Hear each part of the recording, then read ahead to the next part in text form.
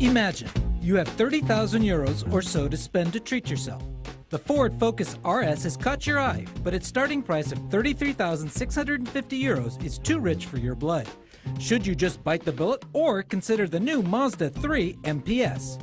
The front end is edgier with its aggressive headlamps, but isn't nearly as sporty from the side. Perhaps that is due to the 5 doors. The interior is up to snuff and the equipment package is complete, all for 30,000 euros. Another alternative is the Honda Civic Type R Championship Edition with an auto-blocking system for 30,800.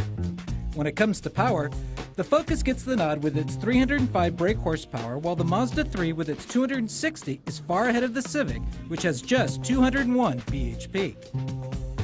That takes care of the raw data, but the idea is about pleasure, and that is what we'll now delve into.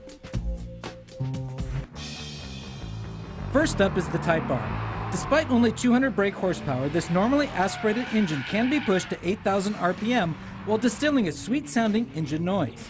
The gearbox is ultra-quick and precise. The stiff suspension keeps the car running flat, and the seats are as comfortable as you like. This Honda has a lot of arguments in its favor. However, there are two minor problems. The front axle isn't progressive. It does a good enough job. With no notice, it bogs down, and then the brake pedal is just a bit spongy.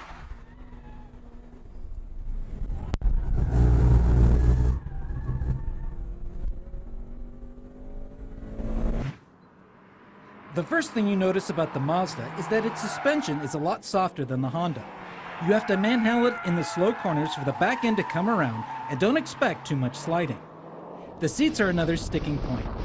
They were not made to keep you cinched in, which confirms that this Mazda 3 MPS is not an out-and-out sports car.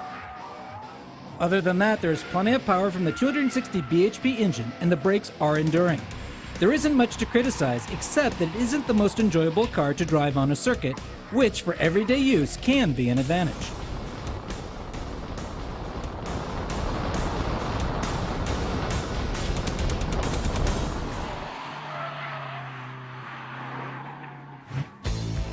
We conclude with the most powerful front-wheel drive currently on the market, the Focus RS.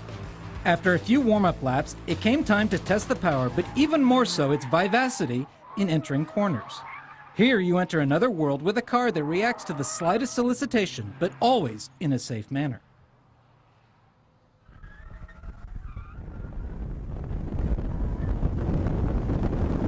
Getting it to slide around is so easy and fun that it becomes hard to be satisfied and try not to do a little more.